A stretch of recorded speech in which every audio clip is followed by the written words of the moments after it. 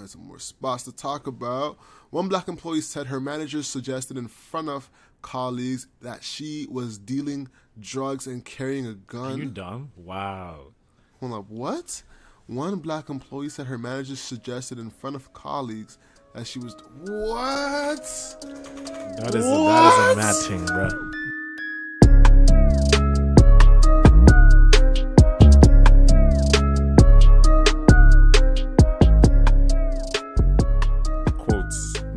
Terminology. Leave it 2021. Be left. That's a great... let's speak these affirmations into existence. What are we leaving in 2021? Before you answer that, welcome, ladies and gentlemen, to Hustle Over Everything podcast. This is the podcast where we receive stories, tips, and tactics from entrepreneurs who have done it.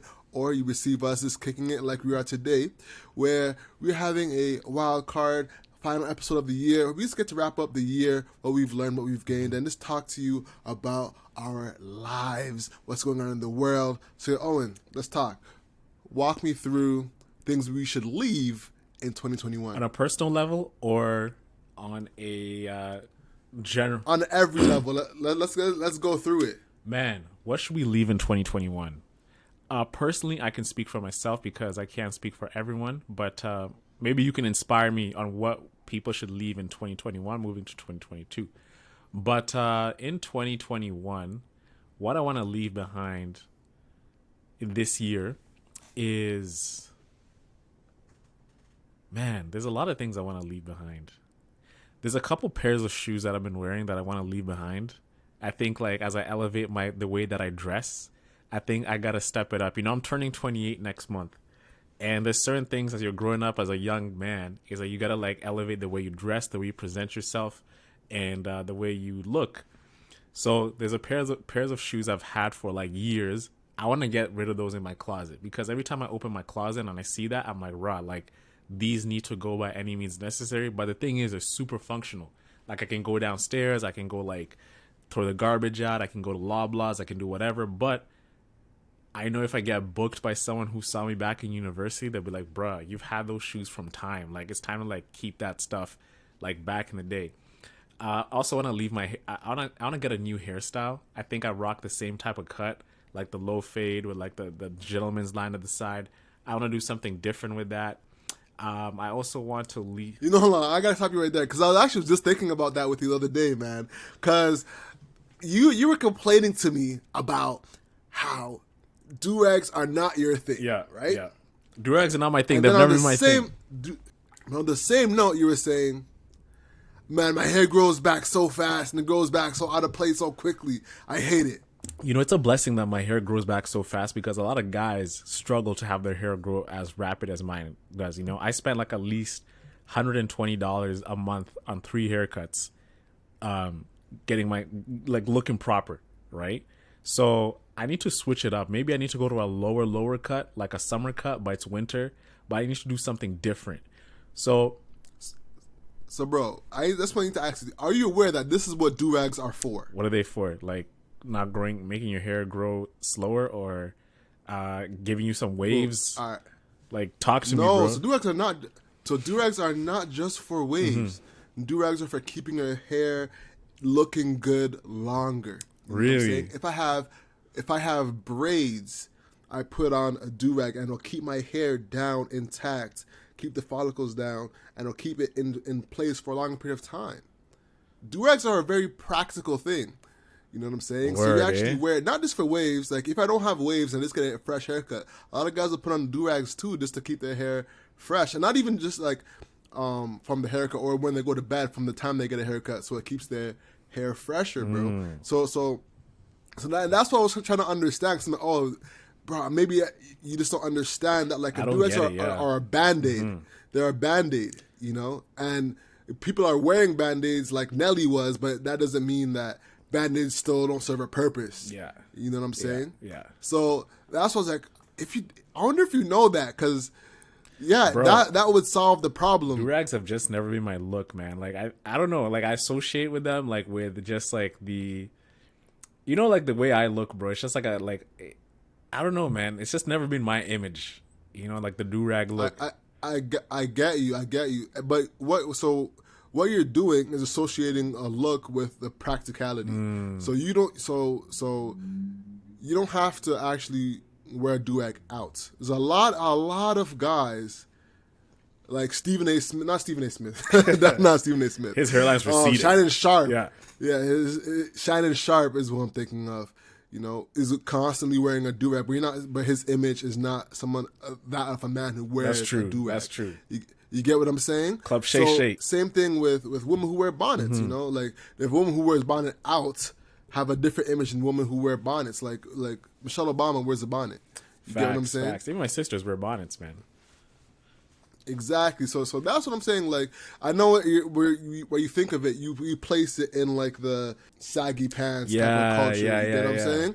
I get what you're saying, bro. Word, bro. So, but that's not it. It's a black thing. It's not a. It's literally for your biological it's a functional hair thing, man. Okay, you know what? Maybe that's something I can bring in 2022. Is like wearing a do-rag in the crib, and see it in the crib. just keep it in the crib, bro. Like when I'm mossing around, like chilling. That's something I could have within. So I'm going to introduce that in 2022. But overall, what I want to leave behind is old habits. I feel like... what old habits? Old habits, like, for example, I feel like I know what I need to do when the day comes. Let's say today is Monday and I'm coming into Tuesday. I need to do more extra planning and understanding these are the things that I'm tackling tomorrow. And this is what I can do to set myself up for success the next day. What I notice is that if I don't do that and I have a vague idea of what I'm going to do, I leave my day up for spontaneity with having a quasi structure of me accomplishing those things. Meaning like, I know these are the things that I have to do, but I don't have a proper horizon on how I'm going to really like segment and get them done. Or even if it's really feasible for me to really get them done the way I want to get them done.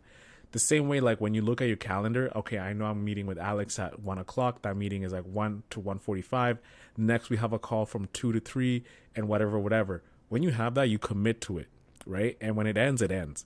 So I want to like really dial into certain things that I do. And when that time hits, I move on to the next thing, but really, really dialing in. So I want to like leave that habit behind of like leaving things up like a to-do list and actually scheduling it out. And in 2022, every task that I do, this is something that we spoke about earlier this year in early one of our pods when we used to do, what are some things that, like that one thing used to do, like the segment of the day where I talk about the Hustle Nation tip of the week. And I introduced something called the Pomodoro method. And if all of you guys are interested in really improving your focus for your tasks in 2022, try the Pomodoro method. It's a timer where you focus straight for 25 minutes, and after 25 minutes you take a 5-minute break, and then the next Pomodoro starts. So this allows you to really focus in, get in flow, and you realize you can actually get a lot done in an hour with just pure sheer focus. No YouTube, no social media, no text, no nothing. And if you break focus, you stop that Pomodoro and start again. So simply, man, that's what I want to do. I really want to improve. I think I'm improving my look, the way I dress. It's definitely gotten a lot better. Not that it was worse, but I'm having more of a mature style for like as I'm elevating in age, and I improve my habits, meaning like I want to just be more diligent with how I spend my time and introduce the Pomodoro method with everything I do. So those are habits I want to start in 2022 on a personal level. But overall, I feel like I'm doing well. I'm progressing well. So I don't want to have that new year, new me type of feeling, like I'm already good where I'm at. I'm just making adjustments to what I'm good at, which is I can get better by sheer focus with practice and organization. So that's where I'm at, bro. I'd like to hear from you, man, because you're like, you have a lot on your plate. You have a lot of things that you do. But before even getting there, I want to reverse the question back to you, Al. What are some things that you want to leave behind in 2021? Well, firstly, I completely agree with you when it comes to being that person, new year, new me. Yeah. I'm switching up everything. Bruh, I stopped that in high school. That's just like a recipe. Jeez. Yeah, it's a recipe for disaster where you're continuously like, oh yeah, this year I'm gonna get in shape. I'm gonna lose 40 pounds. And then, exactly. Were you that guy too? I was that guy. Like in uni, bro, I'd like in November, December, I'll start my goal planning. I'll be like, yo, I'm gonna be like so jacked.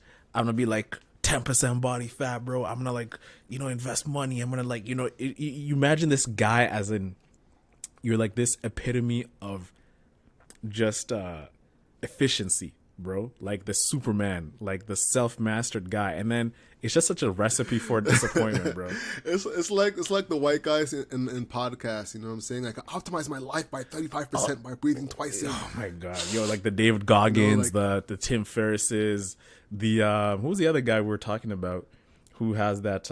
If they did a podcast together. But guys, there's a couple characters who exist in like self-improvement, right? Like they talk about, like, hey, what happened, man? Like I no, this is like Rogan. Like I think, is it Rogan? But oh, yeah, Rogan and Tim Ferriss. Yeah, what I realized, man, when I switched my kettlebells to like 30 pounds and I increased my reps, I noticed that like I gained a little extra muscle in my quad. Yeah, I was going swimming in the Nile River, and I realized by just shaving my hair to like an inch of a follicle of hair, I gained a little bit of speed in like 2 minutes faster. And like I swim fast. It's like, oh yeah, dude, yeah, man. Oh man, that's so rad. Yeah, fuck, dude. But I definitely got so stoked for it. I'm so stoked, man. People love us stoked. I'm stoked. So man, that's gotta go out, guys. If you're looking for self-improvement in this coming year, man, you're already good at where you're at. Like, think about it. Last year you said the same thing and you made a major improvement. So why do you want to really switch it up? You just gotta add on top of it.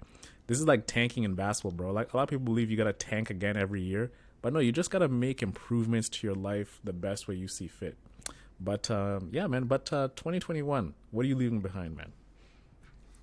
What I'm leaving behind in 2021, the winner, the third good. I want to leave behind doing one thing good and another thing bad. So you don't want to be a jack of all trades? Is that what you're saying? No, okay. No. What I used to do in 2021, and this is like a bad habit that I've been starting to notice in myself, is doing like a few things really, really good, and some things like just like throwing to the wayside, And I heard this phrase the other day that really stuck out to me. That was, whatever you do it well, and not just like whatever. Like, you do everything the same way. You get what I'm saying? You make your bed up in a good way. You shower in a very thorough way. You wash dishes in a very thorough way. And I feel like that's one thing I can really get better at is just doing everything well, or doing everything to my fullest extent. Like I feel like I not care a lot about my bed in the morning, just keeping it honest. But like when it comes to getting this marketing campaign right, I'm throwing my whole self into it, So it's figuring out like levels that are equal to do everything well, and not be like too hustle bro-y, but just put more effort into the little things that will add up over time. I think it's something that I definitely could work on personally. Yeah. Yeah, and that's like a big like thing like I want to tackle, not just in 2022, just like in life. That's something I want to just like get more focused on, of being able to put more energy into more things like around the house, around my life, like hobbies and shit like that, because I rarely like have a hobby. Like I want to get back into painting. Yeah, what, bro? I wanted to. I want to stop you right there, man. I want to nail in what you just said. I know you really well, and I've never really seen you do a hobby outside of digital marketing, Facebook ads, content creation. Yeah, I think you need to dial deep into Alex. As a friend, I don't know that about you, bro. I don't know what your hobbies are. You know what I'm saying? Like, I know you do paint night with the missus, and I kind of figured that's just like a thing you do, but I don't really know if painting is a hobby of yours. I just thought it's something you do with your girl. So what are your hobbies, man? What are those hobbies that you really want to get into and really start unpacking, other than painting? That's the realness, bro, is that I've been so dedicated to getting this thing off the ground that I've lost a lot of myself. I used to be heavy into art. I used to be heavy into, writing, drawing, creating things. So that's something. Oh, I used to love this. Like I actually went through my sketchbook the other day that I had, and I realized there's a lot of things I was working on. I was always expressing myself, Yeah. but it was never like, and I was doing that organically. Mm-hmm. Like I find myself going back to things that I continuously did Yeah. organically. Like I organically was like helping John to set up his art gallery. I was organically setting up an art blog. I was organically, working out all the time. That's just what I wanted to do. So, that's some of the things I want to dig deeper on, and not work out in the sense of like, yeah, it's January 1st, I want to get my body in shape. Like I used to be like You're a religious. I used to be like, I used to have like an 8-pack, so I'm like, all right, there's levels to this that I know I gotta get back to, and I think I was like trying to like say, oh yeah, I'll have a light workout now, and then like gradually get up to like the hard workouts that I used to do. I'm like, all right, I just gotta just Tackle it go a lot harder, So those are some of the things, man. To be honest, but not nothing transformative that's gonna overnight go from zero to hero, because I think that's where we all lose. I think it's like little steps, like I actually had like getting fit as a goal, New Year's Eve resolution, and I accomplished it. Like I actually stuck to it. I remember seeing everybody in the gym. But the thing is, I was in the gym before. I'm like, all right, I just want to get more into it, and dive deeper into where I saw like the few girls come in and hit the cardio every day, and then eventually just disappear. Yeah. I remember seeing that, and I'm like, all right. The people just fall off, man. Serious. They just fall off easy. They just fall off. Like you start seeing, like, I used to work at the gym, right? I used to work at Good Life Fitness, as you know, and I come back from Christmas break, January. Gym is packed. It's buzzing. As a salesperson, like you're making your money January, February. Like, you're selling, and they even put the strat up. So they're like, okay, and like, your monthly strat in like September was we want 25 PAPs, but January comes, they're like, the whole club goal is even increased because they know personal training packages are going to increase. So they budget for this. So you're going to make money. But over time, man, those people who signed up, you just look at the check-ins over time. Okay, if you map it out, it's high January, February, March, like April, boom, summer, winter. They pick it back up because now they got fat over summer, and like from all those Corona beers they've been drinking, they want to burn it off. Right? Yeah, most definitely. It's so like you can just it's like clockwork. When you see people go in and go out. But hey, that's the thing, and what it is like not having small micro things to stay on top of, or having like a peer group that you're continuously going in to see, or making it fun for yourself. Like I remember, like in college and university, I was like, yo, I get to work out. Like I get to work out for free. When you switch up the language, I get to work out. You see it as like a privilege that I get to exercise and move my body, and it makes you feel more motivated to actually go lift or do that run. Yeah, most definitely. And it's like I got this for free, and that's one reason why I'm so big on like my amenities for a condo, because like it feels like you have it for free even though you're paying for it, and that's something that like that motivates me to get up and get back out. So I'm like, all right, like I still use my swimming pool, I still use my sauna. A lot of people just like let that shit go to waste. It's just there all the time. It's like people like to know that they have things, but they don't actually use it. So even when you're looking for a condo, you have someone who's never really a gym goer or a amenities user, but the idea that they're paying for amenities for that option excites them, right? I'm like, yo, you could have paid a cheaper rent, like $300 less, and you not have amenities. But the fact that you just want to have amenities, just so you can say I have amenities, that's why people do these things, right? So I'm thinking as a developer, if I'm building a building, like I know not everyone's gonna use the movie room like I have it here, right? But we use it. Not everyone's gonna use the art studio, but they have all this space anyway. So just make it in there and find an excuse to charge like a higher rent or charge for a higher price for the units, because you have all these things that add value to the whole building. But yeah, so let's get into some different topics, man. We got a little list. I got some things I want to hop into. So number one thing I want to hop into right now is a tweet that I saw. I'm going to pull up because I want you to blind react to it. Let's go. No lie, I wanted to date my fiance. I paid for her $1,500 marketing package that she was offering. I didn't even care about the package. I just wanted her pretty ass. And I got her So it was a good investment. LOL. Let's talk about this. Bro, that's dope, man. I love it. I love it. I love it. You gotta find a way to get an in, bro.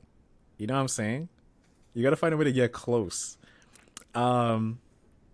It's good and it's bad the more that I think about it.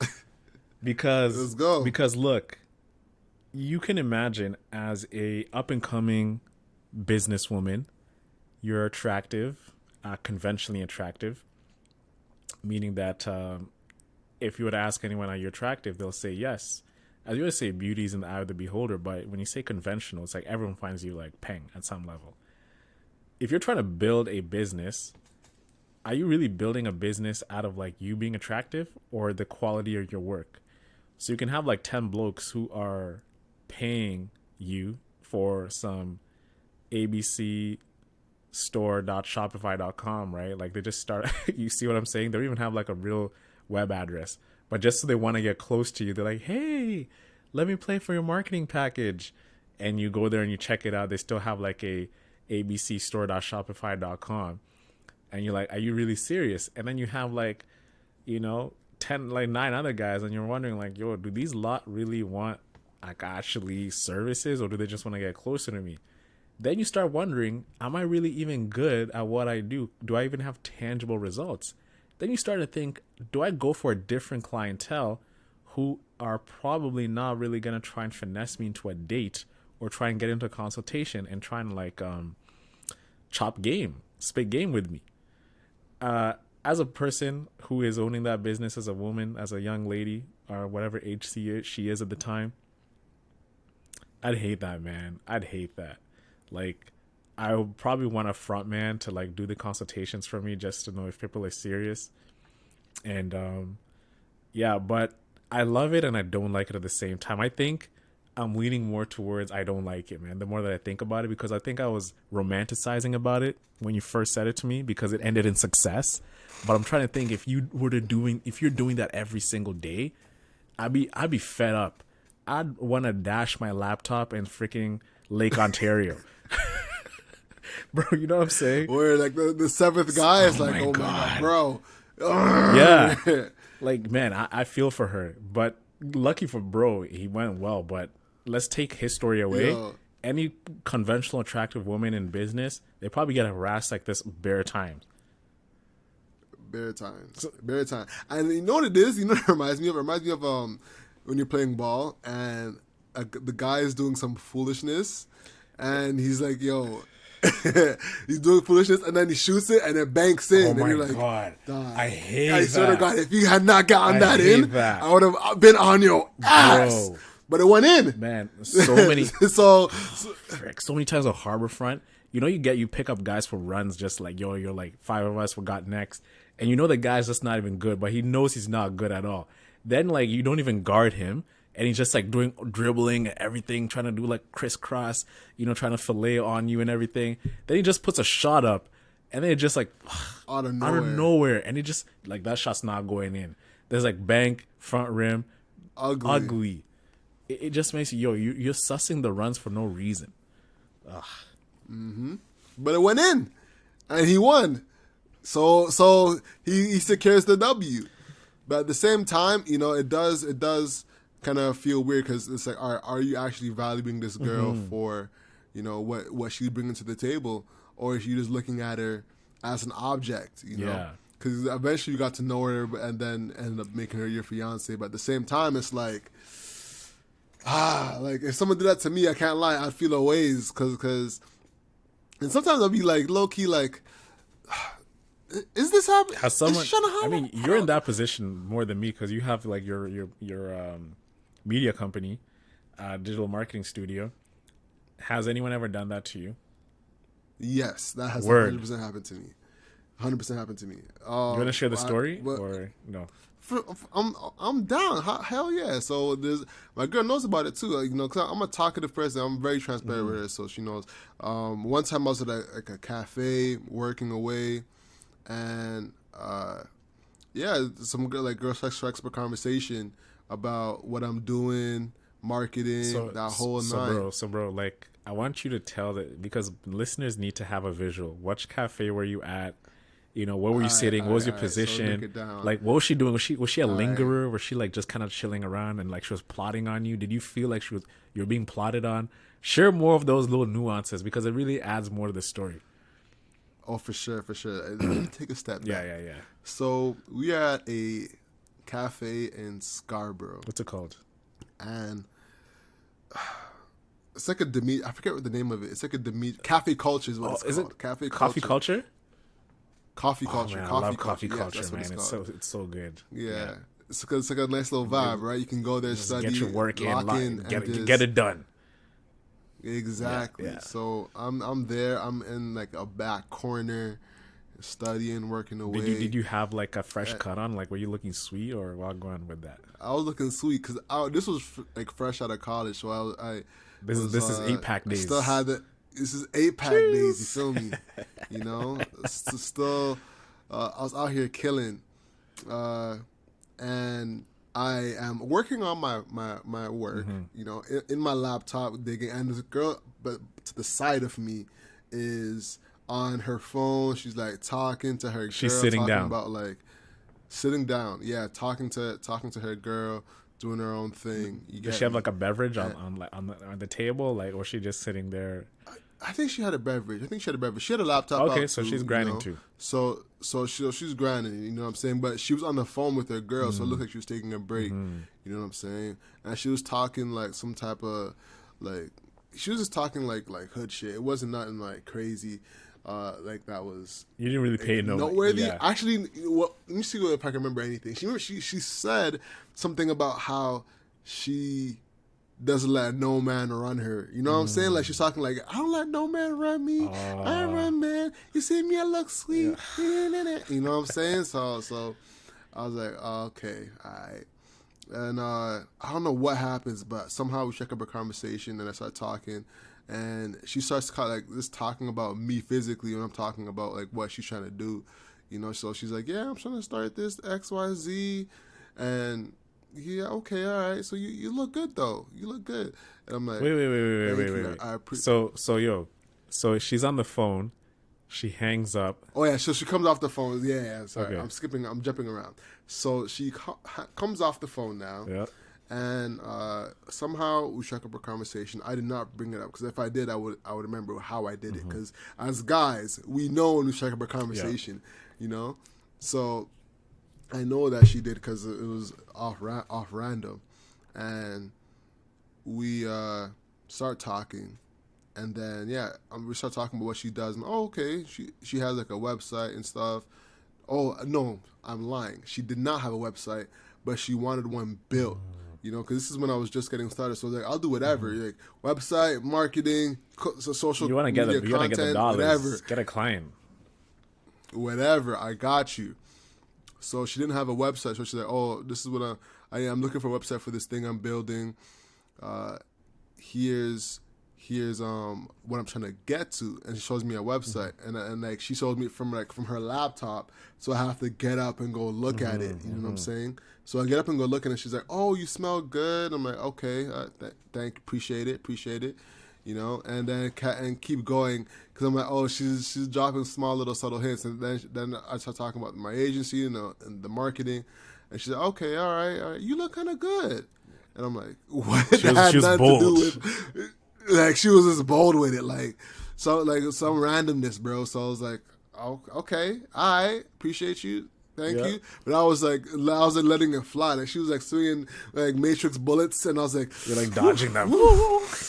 You're like, you know, if you're in Ocean's 12. I don't know if you watch Ocean's 12, but there's a scene where Francois Toulour, like the French guy, he's trying to steal the egg, and he's in the museum, and like all these laser beams are just like going all over, and he dances through like the laser beams and everything. Like you've seen that scene, right? Yeah, that's what I'm seeing. Yeah, man, he's like breakdancing and stuff like that, trying to get out of the thing. Sounds like it's just like the beat behind it. Just it was perfect. One of my favorite scenes to like ever in a movie. But yeah, you're dodging her like that. Facts.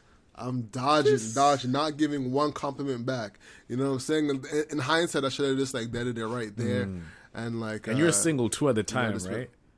No, I was just getting started with Kristen. We were like This is early, in like the early days. You get what I'm saying? So yeah, bro, that's what happened. And she's like shooting. I'm like, okay. So like I politely like created like a meeting, but just to like try to wrap it up. Then after I'm like, all right, this ain't not going going anywhere. anywhere. Once we like like leave places, I'm like, all right, let's just cut this. You know what I'm saying? Did you feel? So yeah, actually, her name was Alex too, which was hilarious. Did you guys have a little chuckle Her name about was that? Like, Alex oh my too. god, yeah, Alex, or no? Yeah. We did have a chuckle on that too. Yeah. Her name was Alex too. I think her middle name was Alex, and her Instagram was Alex, something like that, something along those lines. So there was a little chuckle too. But that was a funny experience, bro. But even still, I'm like, I'll be like. Most of the people that reach out for consultations would be girls, and like a lot of the clubhouse rooms have be girls as well. So I'm like, I'm just keeping it a buck, and like this is being completely like non, you know what I'm saying, like non-looking to them. So like, there's no way they'd have to like come out and be like, hey, I want you. Do you want a date? Type thing. Like that's the only way they'd be able to. Like I don't do no hints. And girls don't even like really say I like the way the girls flirt, man. Like we were talking with Rennie about this last week when we potted with her.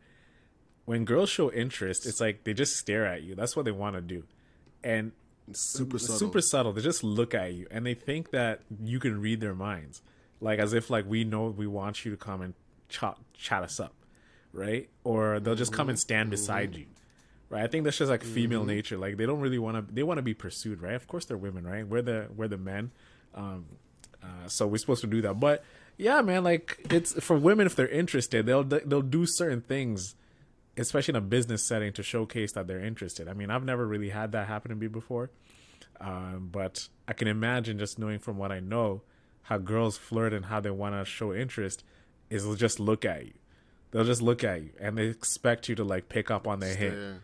Right, and if you're an intuitive guy, you gotta go make a move. You gotta go, pounce and be like, "Oh, yo, what's up, shorty?" Don't be like that. You gotta be like more of like. I've never done that, by the way. Don't think I've ever said, "What's up, shorty?" Like, I just want to clarify that. Thank you for your dating advice, my guy. One thing we are not a dating advice podcast. We're not roommates. We are not the roommates. We're not fresh and fraud. We are not. We're trending, man. We're popping. Shout out to my guy Walter. Yo, they're so close. Walter Reeds is that? I don't know. Anyways, yo, let's talk about something different. Let's get back on the coin talks. You know what Coinage. I'm saying? Matter of fact, you hear about Coinbase, bro? Yes, I actually saw Bilal's post, Rashad's, or Earn Your Leisure more than anything.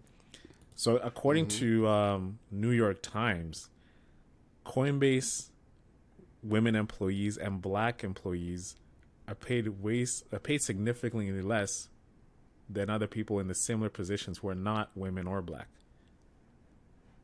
Is that correct? That's what they're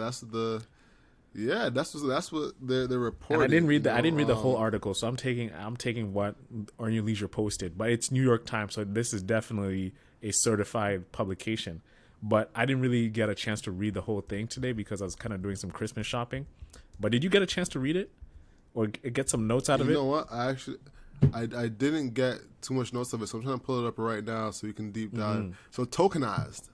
Inside black workers struggles at the king of crypto startups. Coinbase, the most valuable U.S. cryptocurrency company, has faced many internal complaints about discriminatory treatment. So I'll quickly skim through this article. One by one, they left. Some quit, others fired. All were black. Wait, so they all left? Why'd I say it like that? All left, bro, or fired. No. So one by one they left. Some quit, others were fired. All were black. This definitely sounds like they're creating a narrative. But okay, the 15 people worked at Coinbase, the most valuable U.S. cryptocurrency startup, where they represented roughly 3/4 of the black employees at a 600-person company. Wow, 600-person company. Wow. They represented 3/4. 3/4? Wow. Wow, so it's 20 people. Wow, that's nuts. That's nuts. So it's 20 people basically. How many people are in Coinbase? Right? You say 600 or 60? 600. And Damn. 20 of those are black, and then the rest are women. I'm just trying to get the breakdown on the that was stats. everybody, bro. So this is what the New York Times reported. 15 people worked at Coinbase, the most valuable U.S. cryptocurrency startup, where they represented roughly 3/4 of the black employees at the 600-person company. So 3/4, you mean? That doesn't say women. So 3/4, you mean like 200? No. 3/4 is saying the 15 people represented 3/4. I'm thinking a third. Of I'm thinking all the the black employees. Oh, Yeah, a third of the all. So that means there's like 20 people. got you. Alive? Got you. That means there's like a fraction of the people, bro. You get what I'm saying? I see what you're saying. So Let me share this with you so you can look at it with me. One of the employees was Elisa Butler, who worked in recruiting. During her time at Coinbase, she said she told her manager several times about how he and others excluded her from meetings and conversations, making her feel invisible. The person in HR? Wow. So you think they'll be the safest out of everyone. Exactly, right? Most people of color working in tech know that there's a diversity problem, said Ms. Butler, who resigned in April 2019. But I've never experienced anything like Coinbase. This is crazy. All right, so Silicon Valley entrepreneurs and investors from Preacher. Let's see if I can find some more spots to talk about. One black employee said her manager suggested in front of colleagues that she was dealing drugs and carrying a gun. Are you dumb? Wow. Hold up, what? One black employee said her manager suggested in front of colleagues that she was... What? That is a mad thing, bro. Bro, are you kidding me? She's dealing drugs and carrying a gun. Trading on rate. Dealing drugs and... Dog, that makes me think of how nice I must have it, dog. Another said coworker at a recruiting meeting broadly described black employees as less capable. Still, another said manager spoke down to her and her black colleagues, adding that they were passed over for promotions in favor of less experienced white employees. The accumulation of incidents, they said, led to the wave of departures. Damn, bro. And I'm a heavy Coinbase user, and I was actually thinking about investing in the stock, when I get my bonus from work. Actually, I got to pay off my OSAT first, so that's going to have to wait. But, wow.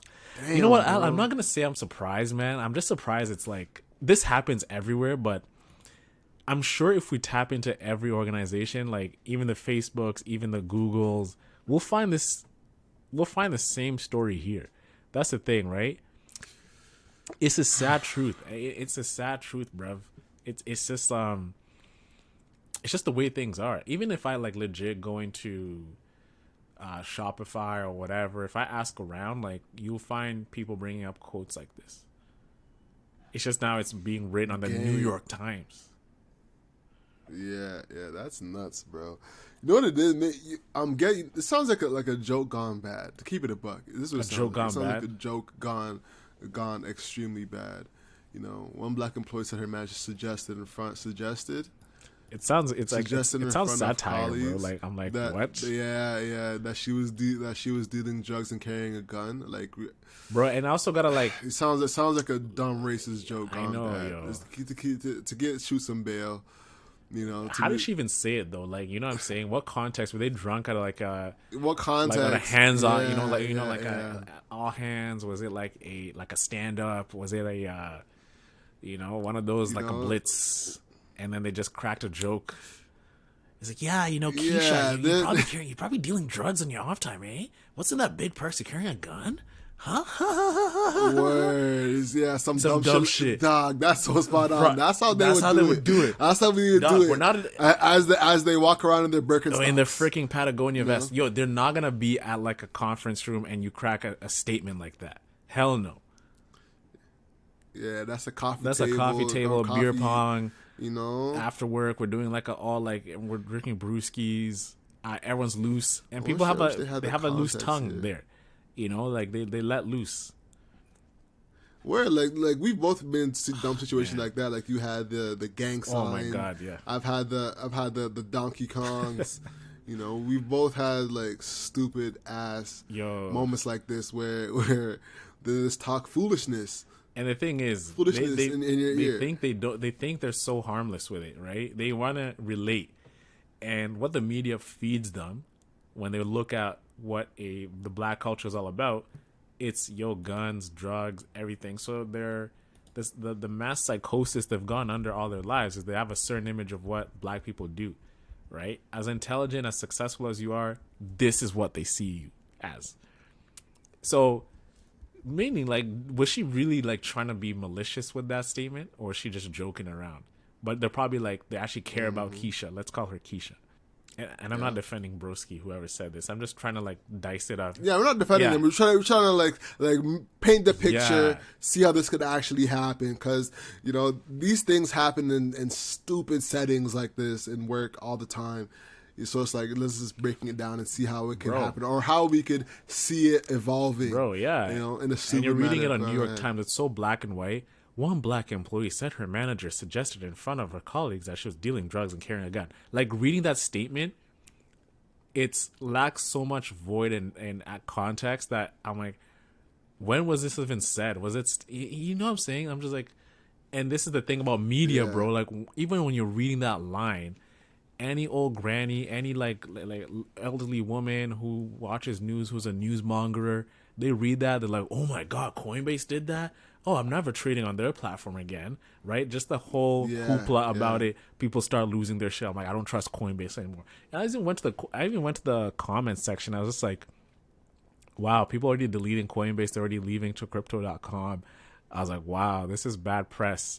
Like, it makes you even you. If I like Coinbase, but I'm like, wow, like, this is how they treat their employees. I'm like, man, am I even supporting this by trading on their platform, by buying Shiba Inu coins on Coin? You know what's funny? You know what? It's funny that we talk about this.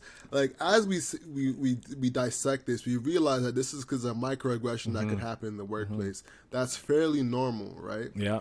And this could be leveraged in the totality of this article to have like a hit piece for a company.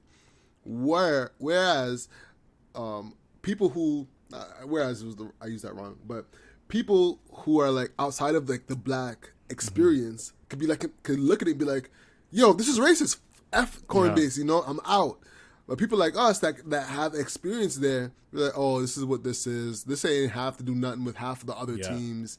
You know what I'm saying? This is this specific instance could be, a particular manager. Actually, the opposite, bro. Exactly. A particular manager. And like, if Nas, as we know with Coinbase, if Nas, KD, dealing with a CEO like this, where they're major shareholders of Coinbase, they'll know how a guy moves.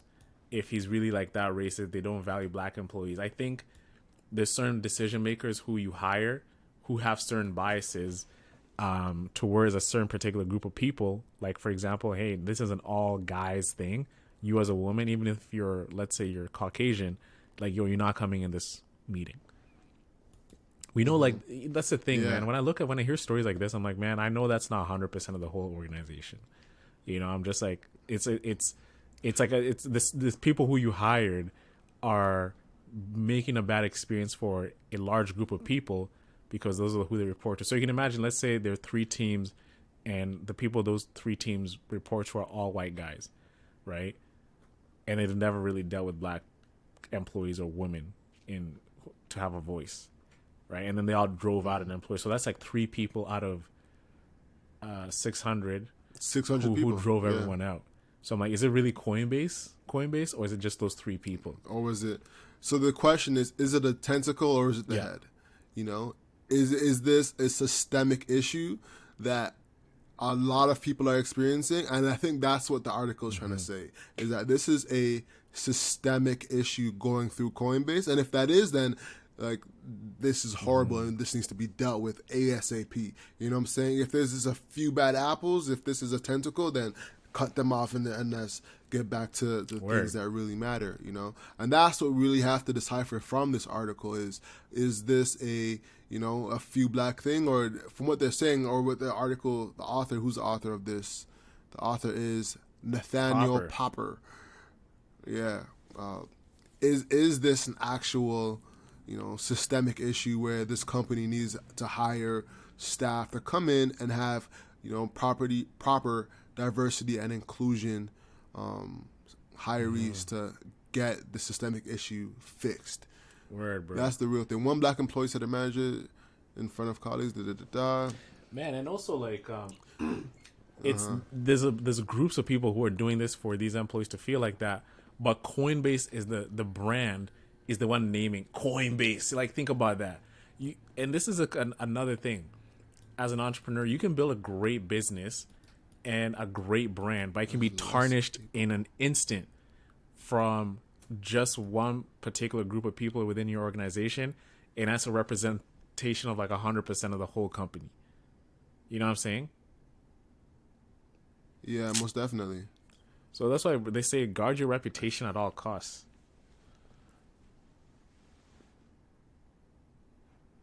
So I'm still reading this through, and the author is definitely trying to like showcase that there's a systemic issue here of multiple managers, multiple people looking down on black people, bro, and that's what we can't stand for. It was the first time I realized what racism felt like in the modern world, said Leyland Sawyer, a compliance analyst who is black. I felt like I was being bullied every day at work. She said she filed for a discrimination complaint with Coinbase legal department before quitting in 2018. Yeah, that never goes well. Like going to like, the actual HR people. Yo, this is the thing, guys. Company. If you're still working right now, HR is not on your side. I want you to get that loud and clear going into 2022. HR works for the company, not for you. They're not like some contractor. They're here to like mediate and just make sure that you're okay. They're gonna tell the higher ups, hey, like, buddy, Owen there is feeling like this. What do you want me to do about it? You know what I'm saying? If you got harassed by someone and like they're like a powerful person, HR is not gonna go stand up to that person. Hey, that is not right, because a powerful person is paying HR. They're like, yeah, I'll just get rid of you too. Suck teeth like my mom, Yeah. Oh man! Oh no! So this was a big thing because apparently, like when there was wind of this article coming out, there was like internal emails being sent out like, "Yo, I'm trying to let's prepare for this article. We know this story. We'll recount episodes that will be difficult for employees to read." Huh? Yeah, this is tech companies have long struggled to hire and support black employees and entrepreneurs. Oh, sorry. Man, we're not new to this. We're not new to this. Coming over here from the sick side. You know what was funny, bro? So I was watching a show.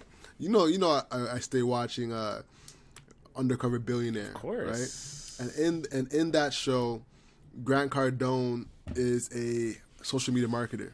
He actually can't believe those chicks didn't even know Grant Cardone, man. Like that's just bullocks, man.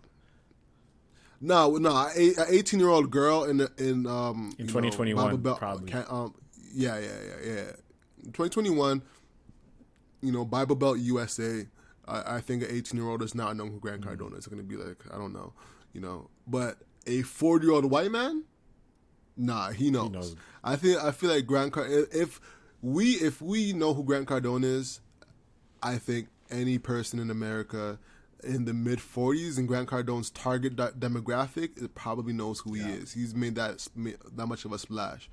So what the point I want to get to though is that in the episodes, he was a social media marketer, and what he was doing was approaching businesses. He was cold calling. He was pounding pavement, trying to get meetings, and left, right, and center. He could not get anything. He couldn't close any deals. He had to leverage a friendship, which a lot of guys do. He leveraged a friendship where a guy who knew people would get him in the door, and then once he's in the door sitting next to them, they'd give him the benefit of the doubt and would lock in. So he was a double whammy. So he would have the friend, and once he's in the door, he had the benefit of the doubt to get that first deal, and was closing $5,000 and $10,000 deals, that whole thing. And I was like, damn, that's the thing. It's the benefit of the doubt.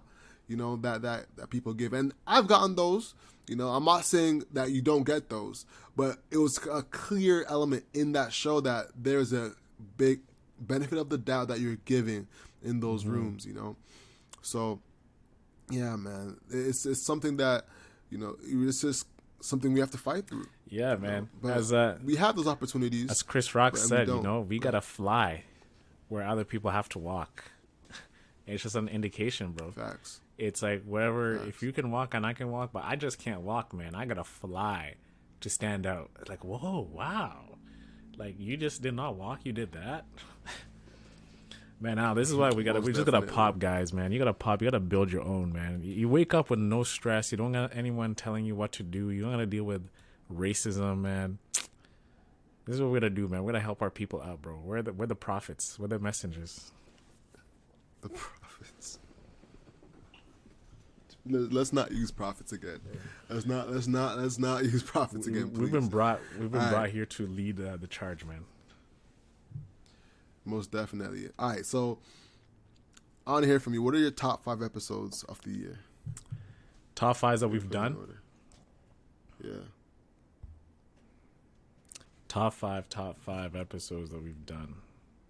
It's been a long year. We've done a lot this year. We've done bare pods, man. Some pods I feel like I've just faded off into Into, oblivion. like, the galaxy. Exactly.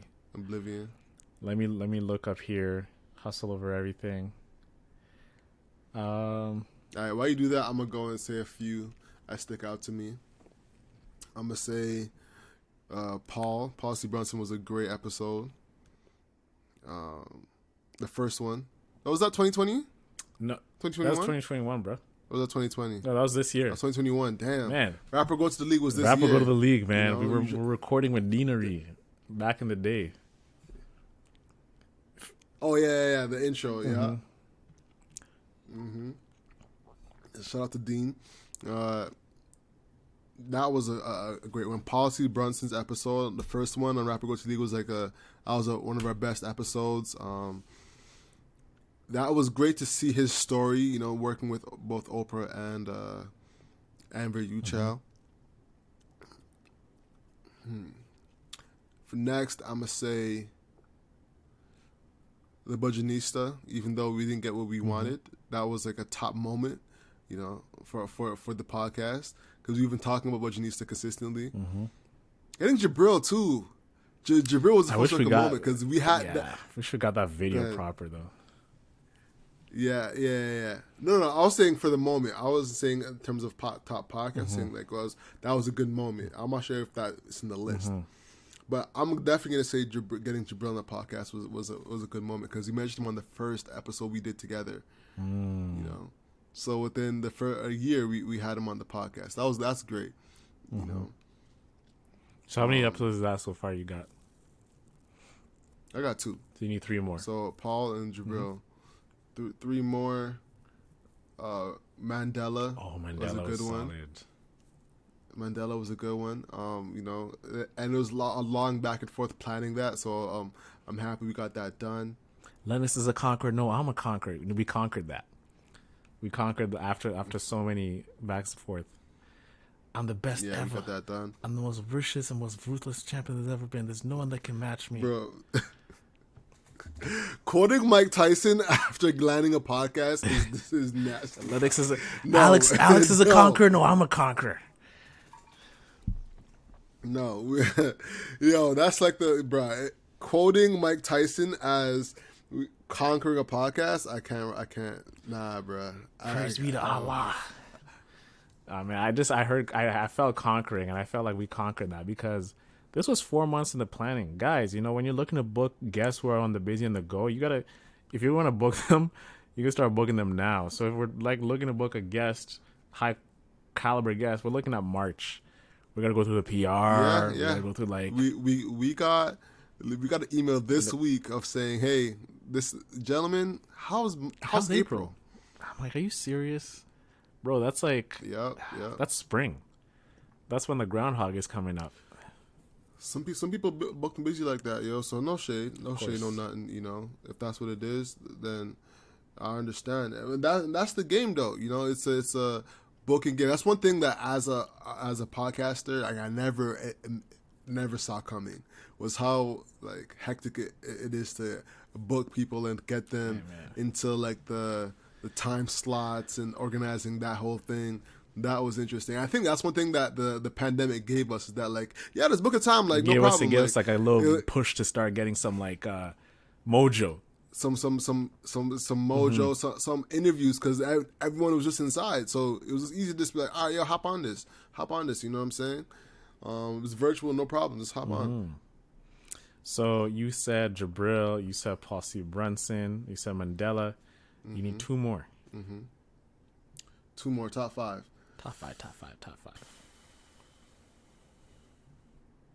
So I'll give you some like visuals. So I think the Aussie one was good because people really like reached out. I think the ones that get the most reactions is what I like, you know. So I think the Aussie one, people really like the deep dive of how we covered that.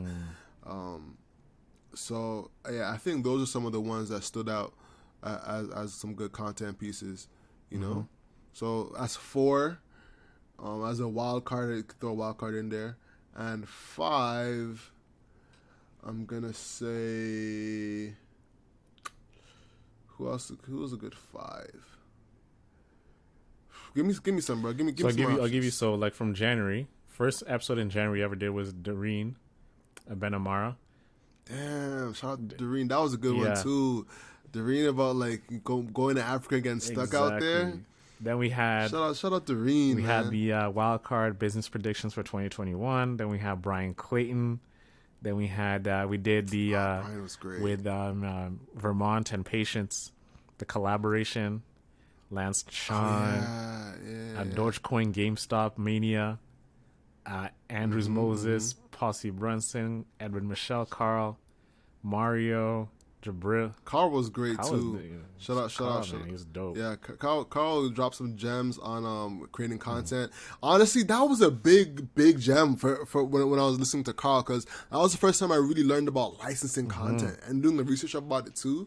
That was a big gem, because like you never really think that someone will take my audio and then reuse it later, or you can use government grants to create a podcast. Like, bruh, 100%. He put us on some game, right? Like the way you can rinse and repeat and like get money from one thing you've done. One thing I also want to think, we dropped a doozy. One thing that we can share with our audience how we feel about it is the Josh Aviv episode. So, man, guys, I'm sure you guys you guys know I'm a huge sports reference person. This pod, going into it, it's as if I dropped a Tony Snell. I dropped 0 points, no rebounds, no assists. I wasn't even setting screens. I wasn't even hustling up and down the court. Just a straight donut. That's what this episode was. I don't know what it is, man. In a podcaster sense, I was asking questions which did not make sense. I wasn't really listening to the guest. And I was out of my scope. I'll admit it. Talking about EV batteries, I don't know what that is. I'm trying to even sound smart and ask proper questions. I will leave that behind in 2021.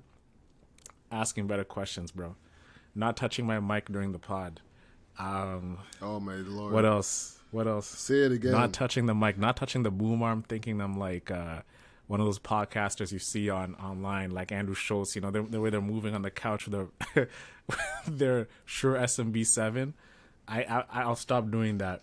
But Josh Aviv, man, I'll let you speak for yourself, Al, but that was one of my worst podcast performances ever on the pod, even pre Alex Witt. Yeah.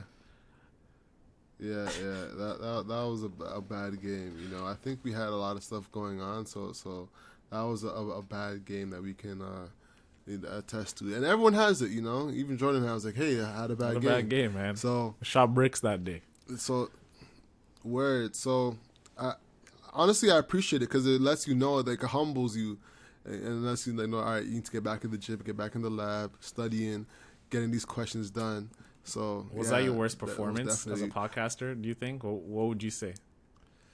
When you can look back, you're like, wow, like I was not even on that day. I think that one was bad. I think well, this one didn't drop, so I don't know if I want to mention that one. Well, we had remember the one that was with the photographer that didn't drop? That one was bad. The photographer. Yeah, I'll tell you about it after. Yeah.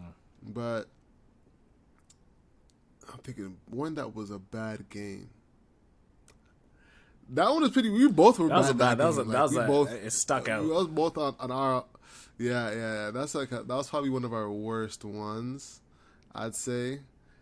Other than that, I'm trying to think like any others that come up to you, bro. I saw like God. I mean, that's for me. Joshua V was one that I was just like, Joshua V was one of the worst ones, bro. I'd say if I had to say my best one, I dropped like a Russell Westbrook triple double, the one with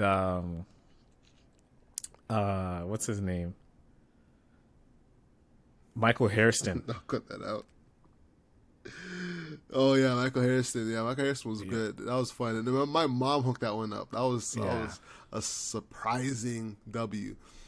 Michael Hairston was fire. Yeah, actually, I would say that was my bad game too. I would say that was my personal bad. I wasn't in the game in that one as much with Michael Hairston. I feel like that I wasn't up to par. And actually, one thing I'll say was a really good podcast was Rooks. Rooks. I would put that in my fifth. That was our first in person. That was our first in person. Yep. Yep. First in person. So I think Rooks will go down, and we learned a lot from doing a first in person podcast. I don't know if we should have done it with Rooks. We should have done it with somebody else. So it could have gone smoother. But listen, in this game, you live and you learn. You move fast and you break. Put yourself things, in the trenches, man. So put yourself in the fire and try and get out alive. Whereas we've done a ton of mistakes. A ton of flaws. We realize that some of the things, as podcasts, if you're a podcaster listening, some of the things that have helped us is getting Airtable set. We've started to create checklists that we sent to guests before. We haven't done that in a while, though. We should probably bring that back up one? For in person. Remember the checklist we used to send? We had a virtual checklist, but we should create an in-person checklist going forward. Everything's all about systems, systems, exactly. Yeah, creating better systems is something that we have really gotten into. So that's been, monumental for the podcast. Yeah, man. So what's your top five? Top five. Who do you have in there so far? Top five for me, I would have to say, I had it here. So I'm going to start from January. All right. So I'll go back from the top. Let's take it back to the beginning. I was looking for his Gumbo before his Gumbo for like 2 million. So top one, Paul C. Brunson. That was a legendary pod. So I gotta put that up there. Second favorite one is I like revealing our entrepreneur mistakes. I was thinking that one too. Actually, that one was pretty good. You came to pod that game. I came to pod that game. I was like, man, I was playing with aggression, right? Where you let it fly. I think that's something I want to dive deeper into is more honesty. I was listening to shout out to Dustin Ross. He's one of my favorite podcasters from the Friend Zone. And he was on not Horrible Decisions. What was it? What's the thing called? He has the Bridget Kelly and Mandy B's podcast. I forget what the podcast name is called. I think it's Girl Like. That's not Girl Like Guess. That's the other girl's podcast. I forget what they're called. Anyways, but what they were talking about, what makes a podcaster good, and the things that were making them good was consistency. And consistency is showing up, And I think the other thing that was a big one that I think a lot of people don't do is just be honest, and having that relationship of, hey, I'm going to be honest with you through and through with my guests and entertainment, like, so consistency, honesty, or entertainment, and it's like those three things. If it's not entertaining, then it has to be like giving them money. So that's one things that I actually want to bring to you. We haven't really talked about it as much, but like that was like the two things I was like, all right, it has to be entertaining, super entertaining, or super informative. I think what I'm going to tap into more for entertaining, I feel like I'm a corny guy in a way. I have a lot of dad jokes. I have a lot of stuff. I think I need to dig deep into that more and just be and like, I'm like, man, this is how I talk. This is the type of stuff I say. So I'm going to be me. you know, and I want to be proud of that, right? And I think For sure. I find it humorous, and I think people will find it humorous. So I'm at 2022. You hear a lot more dad jokes from me, a lot of like corny stuff. Uh, you know, Alex will be laughing at me in embarrassment, but that's what makes it. That's what makes it. That's what makes it funny. That's what makes it. Exactly. So, yeah, man. So going back to it, Paul C. Brunson, revealing our entrepreneur mistakes. The third one I'd have to say is the one with what's his name? Jerome. Like talking about his opening up his kitchen. Oh, really? Yeah, I Okay. really like. I've listened to that episode like twice, and it was a great listen because Jerome was super engaged. He shared about his journey, his story, and even just dissecting what makes a good burger. Like listening to that conversation, I was like, wow, like we were sounding like very. I don't think there's a conversation unless you listen to Guy Fieri talk about a burger patty and buns. Find another conversation that gets deep into talking about what makes a good burger like that. No, but we had it on the pod, right? So I liked that conversation. Um, fourth episode, I'd say is the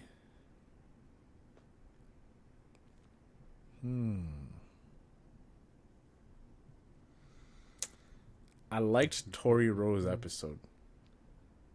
Well, yeah, Tori Rowe. Tori Rowe. Tori Rowe really. Shout out to Tori. Tori Rowe, yeah, shout out to him and the Mansion Squad. He showed like what it's truly like to really build an e-commerce business and showcase the other side of it, talking about logistics, talking about planning.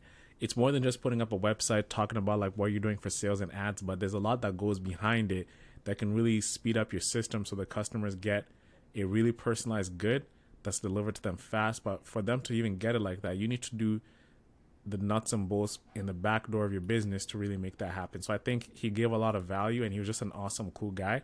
And you were also asking really great questions about marketing and advertising, which made the whole conversation a lot more enjoyable. And just even listening and learning from that position, I was like, as a part of the host and letting you do your thing, I really enjoyed you guys watching you guys go back and forth because it was a really educational opportunity for me. And the last episode that was my favorite one is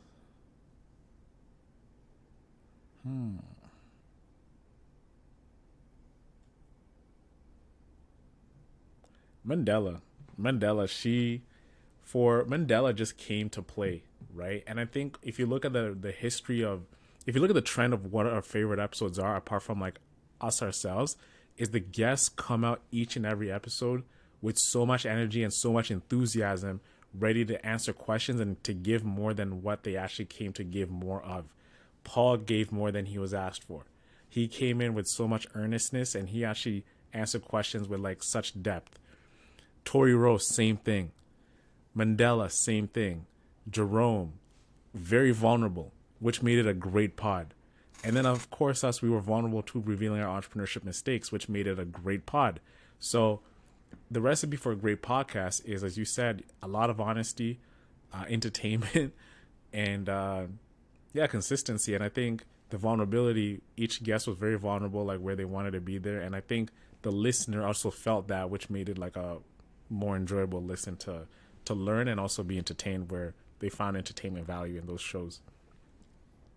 Most definitely. So let's talk about the pod in 2022. You know, where do we see it going? Where do we see it thriving? And just the overall business, you know, because there's a lot we want to talk about. For one, I want to bring back a little bit more of the tech things that we were doing in the beginning. I feel like you want to bring back some of the Hustle Nation tips. I lie. The Hustle Nation tips, I think with the YouTube strategy we have, I think those will make great for shorts. Exactly. Yep. Yeah.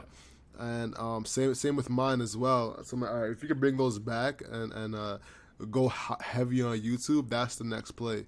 Is going heavy on YouTube. You can expect us to be giving you a lot more content through YouTube. So if you haven't already, make sure you go subscribe to hustleovereverything.co. Sorry.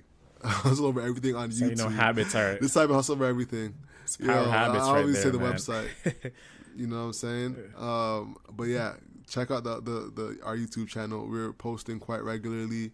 And yeah, yo, can I? By the way, I had to tell you, yo, we filled up my hard drive, bro. Yo, so here's situation. What's going on with me right now? What's up? I have filled up our terabyte hard drive of podcast content. Our memory card, our Sony memory card of content, and another hard drive of podcast content. So in order for me to export something, I have to take out both my charger. I have to take out my charger and plug in both like plugs into both systems in order to get all of them going at the same time. Wow. So I'm essentially, dog, like We filled a terabyte. Jeez. I fill a terabyte of content. You know what I'm saying? Well, it's 700. Then everything else I can't delete. 700 gigs, and everything else is like work stuff that I can't delete. You know, and That shows you the grind. Yeah, so right man. now, yeah, bro. So right now I'm actually stuck. I have to go to a library to upload our next episode on YouTube. That's where we're at right now, because the time it takes to export 15 to 20 minutes is taking my entire battery power from 100 to 0, and it will upload. So I have to like redo it every time. So I got to go to a library to export our next episode, or even to do like clips, like a minute, 2-minute clips. That's the next thing, possibly. These are the content creator frustrations, man. A lot of people don't see. It's what A lot of people don't see don't this. see this, man. They see this. This goes back to what we're saying. You know, when we're saying pods are the new blogs, right? It's super easy starting a pod, man. But I think you know what, bro? Going back to the early conversations of what you educated me on about 10 episodes, I see why people don't get past 10 episodes. I just thought it's something about desire, but it's not about just desire to deliver a show. It's these things like my memory thing got full. It's hard to book guests in. It's hard to like, you get discouraged when you don't get a guest in.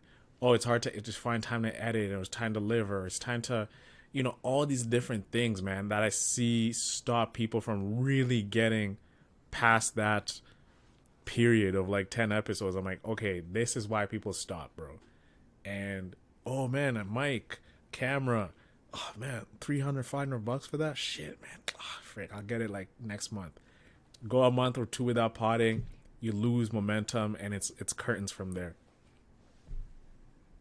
Yep. It's things like that. It's things like that. Or someone curves your podcast, talks about your podcast, like, oh, your little podcast. Oh, you want to come on my show? Hey, oh, yo, how if you're many? a content creator, how many Man. episodes? I remember being asked Yep, that. You're like, yep. yo, how many listeners do you get? This is like early on, like during the pandemic. Yeah, you know, we have like 70 listeners. He's like, oh man, you know what? Let's try and do it like next like couple months from now, man. I'm kind of busy. And I told you that. You're like, yo, man, you just got curved. I'm like, and I felt so attacked. I'm like, how dare he? And like, man, that's just the way the game is, man. People will rather be on like Bloomberg, Forbes than be on Hustle over everything, and you got to be okay with that. You know what I'm saying? Yeah, you know, honestly, a lot of times we look at the content creators and think that they just picked up the mic and got there. People forget that Charlemagne was doing radio for like 15 years. People forget that Andrew Schultz was doing comedy for 10 plus years. People forget that a lot of these people who are in these spaces have been doing it for years and years. They're masters. And years. And they're masters at their craft, you know. So we got to pay our dues, you know, or they're transferable, you know. They've been teachers for 10 years. They've been financial planners for 10 years. And now they're putting all that effort into a podcast. So now you have this breadth of energy, you know, that's just being poured into a podcast. So you can just, you know, get that soaked up. It's a whole different thing versus being, you know, someone who's new in the space and new in the niche as well. And that's just the truth of it. So with that, yeah, for sure. And with that, we just have to be honest with our guests and say, hey, we don't know yet. So we're going to find the people who have done it and learn together as a group, you know. So that's the things. And we can only provide more spaces for them to do that, whether it be through the podcast, through YouTube, through events that's going to be coming up. So yeah, we're gonna just dive deeper into that.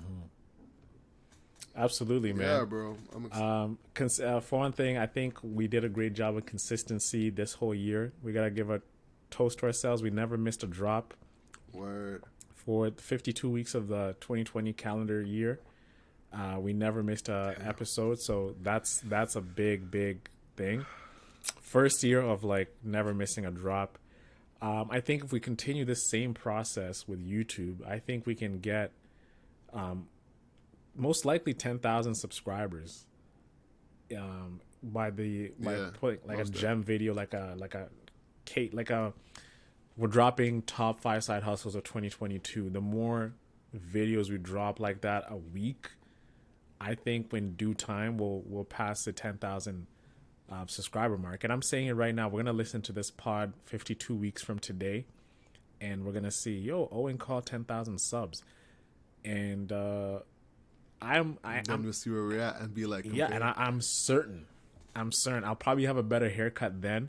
I'll probably be wearing a do-rag when we're recording this episode, so my hair will be looking much more fuller and softer and a different style. But 10K subs, man, that's a very achievable goal, and I'm aiming low, but I want us to get higher. But 10K is definitely achievable for sure. With 52 videos, like quality content, useful, I don't see why not. Exactly. That's our goals. Should we talk about the conference? We'll give you an insider scoop. You know what I'm saying? Yes. You ready to talk about Let's it? Talk about it. So yeah, next year, around in the summertime, we'll be doing our first conference, and looking to do a big one. So look out for that. Let's just leave it at that for now. Next summer, we're doing a conference, and that's gonna be huge. It's gonna be big. So it's gonna be big, guys. It's gonna be big. It's gonna be tremendous. It's gonna be very big. It's gonna be. You don't want to miss out on this. It's gonna be a tremendous opportunity for your business. You gotta come out. We're not Republicans. We're not saying any political affiliations, because we're here to just deliver the business news to you, and you like us for us, but don't like us for if we're liberals, if we're NDPs, if we're what's another party? Green Party, you know? So, hey, man, I don't want you guys to put me in a bucket. I just want you to see Owen for Owen. Thank you very much. All right, man. So we're an hour and 20 in, you know what I'm saying? So let's work towards wrapping up. You know, first off, I just want to say I appreciate all y'all for listening. I appreciate all y'all for rocking with us. Facts. You know, it's been a long journey, and we're just getting started. This is literally just the beginning. So we're really excited to see where Hustle Over Everything can grow to. You know, where Uplift Media can grow to. There isn't that much black-owned media companies in Canada. The only one I can think of is Brandon Gomez. Yeah.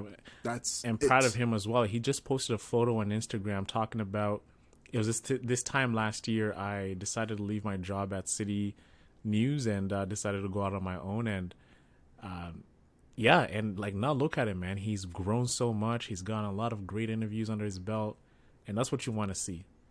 And he's an inspiration to all of us. Most definitely. Shout out to Brandon Gomez, man. We would love to have you on the podcast. Let's show some people we want to have in 2022. I would love to have Wes Hall on the podcast. Shout out to Wes Hall. I would love to have Brandon Gomez. I'd love to have Tyrone. Toronto. We're talking about Toronto folks. You know what I'm saying? T-Rex. I'll challenge him to golf, and I'll beat him, and then I'll be like, hey, bro, if I beat you, come on the show. Nah, after he comes in the show, challenge him. You know, you challenge him to some golf. You know what I'm saying? Most definitely. I don't know if you can see. You're pretty nice on the court, on the green, bro. I'm good, man. Is that what they call it, on the green? Is that like yo? The that's what they say on the green. That's where you put the putts. That's where you putt the ball. And my driver is good too. Yeah, I know that's what. I can. But no, is that how they call it? Those like yo, pull up to the green. Yeah. Like on the greens, I'm on the green. The ball's on the green. All right, bet. So, shout out to T-Rex. Who else do you want to get on? I think we need to get on some more people in the real estate. Shout out to Jasmine Lee. You know, when to get her on the podcast. I want to get on some people in finance. Let's get Drake, man. More people in finance. Let's get. For what reason, though? You know what I'm saying? Like, honestly, I'm not sure if Drake can make a good episode. Other than the hoopla. Cause it's a clout game. Like, I'm not in this for clout. You know what I'm saying? Like, I really want to like actually make a difference with people. Like, I know Drake. Don't get me wrong. I know Drake would have a huge visibility, huge look for us. Don't get me wrong. But like, is his story going to inspire more people to actually do more things? Because we all know it. We all know he's from Forest Hill. You know what I'm saying? Like, what's Drake gonna say? Like, yeah, you know, I went to Forest Hill, then after I went to, out. You know what I'm saying? Like, I dropped out and went to Degrassi. Like, we all know his story. So it's like, is it really gonna be a good interview? We don't know, you know, or is this gonna be that's like our job, man? It's to get episode. a different side of like him growing up, and we just saw him Degrassi, and he was like Drake. But what music stuff was he doing when he was like a kid, like being inspired by his pops? You know, being singing. Where did he get his prowess? Because we always say, for him to get to that level, it took hours of work. It just was not by accident. It's just like, hey, I'm active, I'm going to rap, and I'm going to blow up, right? This guy definitely had some level of desire over his youth that we didn't even get to see or hear about, and then he's Drake. So opportunity came, he started rapping, he dropped an EP, and now he's Drake. That's the story I want to... Nah, I wasn't... Yeah, is that... That's the story I want to get from Aubrey. Got you. Just like those teen years of those forming years. That's hustle over everything right there. And then also doing Degrassi, forming years, juggling music and acting. Because we know Drake now, man. But who was like? Let's talk about Aubrey before Drake. Got you. Well, for me, honestly, I'd most wanted to get like an understanding of the business dealings he's into now. You know, like what piques his interest now, where he's trying to go. That would be more so like where I want to see it, because I feel like I see. Like, it would be good to get like those formative years. I feel like we know that he's there already, so it's like, all right, where is he headed next? Like what's music. Capturing what not just after music, but what's capturing, like, for instance, if he was to make it like medium to like a regular average star, he still have those formative years that got him to that level, you know what I'm saying, which could align with a lot more artists. But like, I feel like a lot of us want to know like what's on his mind now, you know, like what's driving him now, you know, versus the past. Like, and that's the thing, like we do as interviewers a lot, is that we go into his past, but like now we gotta think like, how can we mold the stories to talk more about the future, you know? That's some things like we need to get deeper into, and that's why you should get more people on to talk about like NFT. NFT is such it's like a cult at this point on social media, you know. Like, honestly, like I'm tired of hearing about it, but at the same time, like, this is the new crypto back in 2010, 09, bro. So we don't want to miss the boat on this. But hey, man, remember NFTs like back in 2021, and we're like, man, I was so tired of hearing it. And that's the thing. That's what costs you. Yeah. And speaking of which, bro, like, I was thinking of like, yo, what if you made like a NFT for every podcast that came out, and then like had like a collaboration with like the guest. That could be an interesting project to do. Yeah, you know? we gotta build a squad out for us to. That's the squad team, man. Because we got YouTube, we got this new initiative coming up. The conference, the pod recording and editing and reaching out and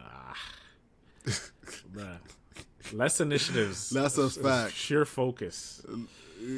Sheer focus, man. Bro. Sheer focus. I'm not saying it as something we could do. I'm saying this as like an idea overall of like a way of putting. Yeah, we gotta get an NFT account. Bro. We gotta get on OpenSea. I'm not saying this for us, but I'm saying like the idea of people creating podcast content for NFTs. I think is very interesting, you know. But not like, I think it definitely is squirrel syndrome if we're to hop on that. So yeah, you're 100%. Right. But now But now, for people that are out there that have the time, that aren't trying to do as much things that we are, yo, think about leveraging that, yo. Mm-hmm. Think about how you can create a literal real estate, literal property that you can sell over and over and over and get commissions on. You know, podcasts are free, so just think about that. Just think about it. So, let's wrap it up. We've been there for a minute. I'm getting marved, bro. I'm starving too. I made myself a pizza earlier. Jeez, it's probably waiting. You're gonna go devour that. Devour that. You know what I'm saying? So once again, ladies and gentlemen, I hope you had a great Christmas and you're gonna have a happy New Year. Make sure to DM us. Let us know what you think of the podcast episode. Facts. We want to hear from you. If you haven't followed us on 24/7 Hustler on Instagram, go do that. If you're not subscribed to us on YouTube, go do that. And lastly, if you're on Spotify, give us a rating because Spotify has charts now. So let's go do that too. All right, guys. The hustle is what you control. So control your grind and control your life. I'm Alex. And I'm Owen. And that is the show, y'all. Peace out, guys. Have a great week. Happy holidays and happy new year. Let's get it. 2022.